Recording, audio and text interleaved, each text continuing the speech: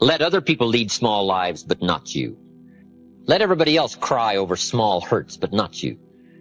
Let everybody else argue over non-essentials, but not you. Deal in things that matter. Make sure what you do is the product of your own conclusion. Don't just learn how to earn, learn how to live. And that's what lifestyle is all about. Learning how to live. Here's one of the great challenges of life. Being happy with what you have while in pursuit of what you want. So develop your lifestyle a little more. Your style of seeing, giving, sharing, enjoying.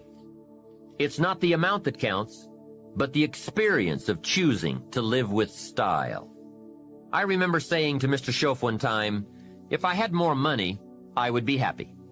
And he gave me some of the better words of wisdom when he said to me, Mr. Rohn, the key to happiness is not more. Happiness is an art to be studied and practiced. He said, more money will only make you more of what you already are. More will only more quickly send you on to your destination. He said, if you're inclined to be unhappy, if you get a lot of money, you will be miserable. More money will only make you more. More money will only amplify. If you're inclined to be mean, and you get a lot of money, you will be a terror. If you're inclined to drink a little too much, when you get a lot of money, you can now become a drunk. So style is not more. Style is an art, a genius, a design. Lifestyle is reserved for those who are willing to study and practice the higher arts of life. Lifestyle is culture, music, dance, art, sculpture, literature, plays, concerts. Lifestyle is a taste of the fine, the better, the best. Mortimer Adler, the philosopher, says, if we don't go for the higher tastes, we will settle for the lower ones. So develop an appreciation for the fine. That is a worthy purpose. Developing an appetite for the unique things in life. Study the art and reach for the best. To have the best in the time we have available to us, that is the quest. Remember, it's not the amount, it's the imagination. Be somebody. That's a good challenge. Be somebody. Be somebody wise. Be somebody strong. Strength is attractive. Be somebody kind. Now consider this. Some people have plenty of beautiful things filling their days, but they get little happiness from them. Some people have money, but they have trouble finding joy in their lives. Imagine, a father wads up a $5 bill and throws it at his son, saying, here, if you need the darn stuff that bad, take it. Same money, poor style. And remember, it's not the amount that counts. It's the style that counts. Mr. Schoaf taught me lifestyle in those early days, starting with small amounts. He said, imagine that you're getting your shoes shined, and the shoe shine boy has done a fabulous job. You have one of the world's all-time great shines. So you pay him for the shine. Now you consider from the change in your hand what kind of tip to give him. And the question pops into your mind, shall I give him 1 quarter or 2 quarters for my neat shine? Mr. Schoaf said, if 2 amounts for a tip ever come to your mind, always go for the higher amount. He said, become a 2-quarter person. I said, what difference would that make, 1 quarter or 2 quarters? He said, all the difference in the world. If you said, well, I'll just give him 1 quarter, that will affect you for the rest of the day. You will start feeling bad. Sure enough, in the middle of the day, you will look down at your great shoe shine and say, I've got to be cheap. 1 lousy quarter. That will affect you. However, if you go for 2 quarters, Schoaf said you can't believe the feeling you can buy for another quarter. That's lifestyle. Becoming a 2-quarter person and learning to get joy from the greater person you are becoming. Just 2 modest examples of how easy it is to put style in your life. Make sure you don't miss out. Don't miss anything you can enjoy. Be sure you live your life in style. Now let me give you a neat part of life. The pull is in the opposite direction, and it always is. Here's what success is. Success is learning to move in the opposite direction of the normal negative pull.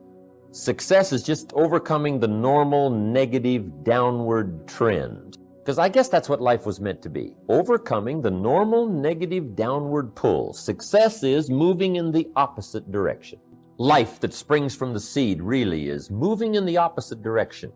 Gravity wants to pull the seed down, but sure enough, the seed being pulled down by the soil takes root, comes to life, right? Comes to life, takes root, starts to grow, and which way does it grow?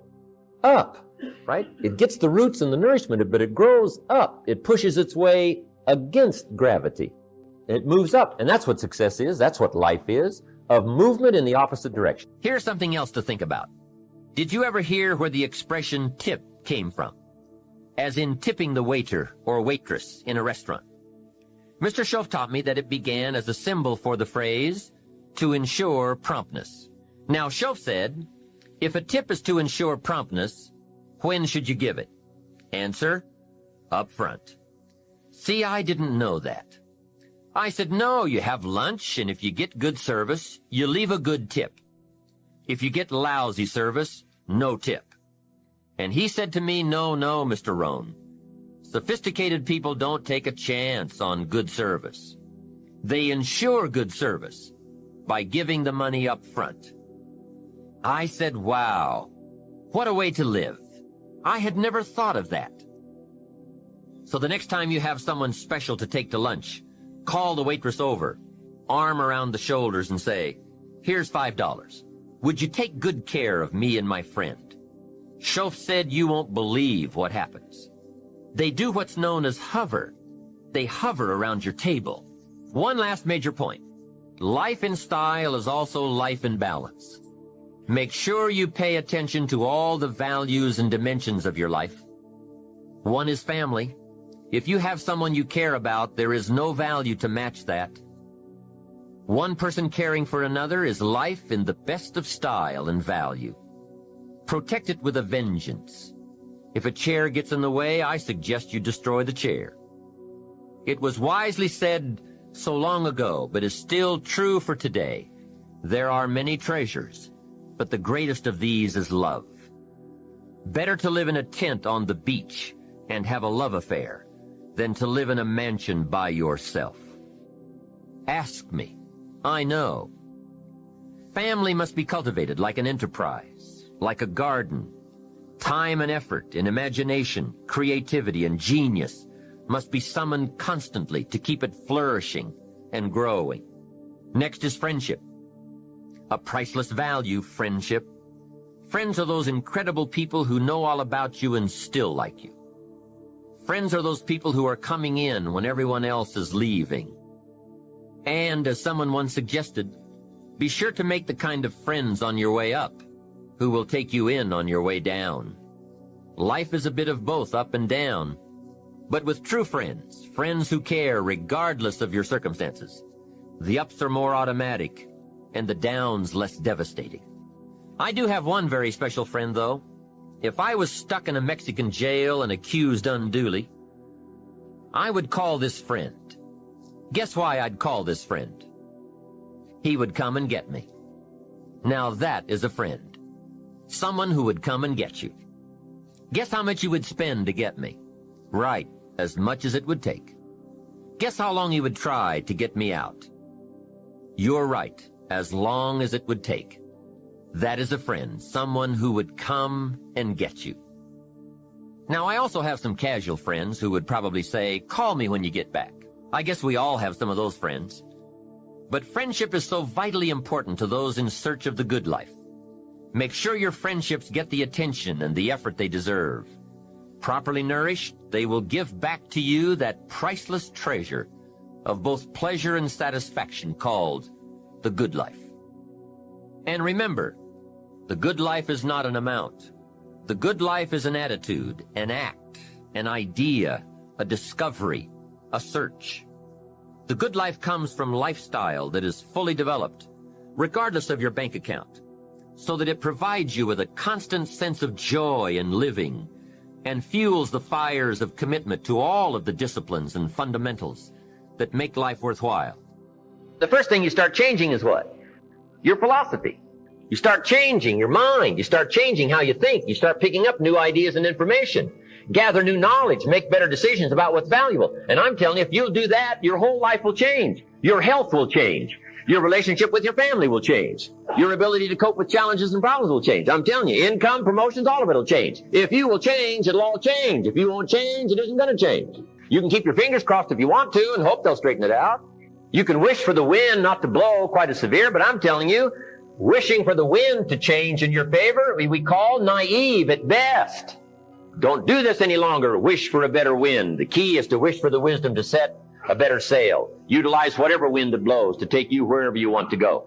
That is the philosophy I picked up at age 25, and it revolutionized my whole life. And here's what I found. I found it was easy. I got rich by the time I was 31, and it was easy. Now here's my definition of easy. Got to jot this down. My definition of easy, meaning something I could do. I figure if it's something you can do, it's easy.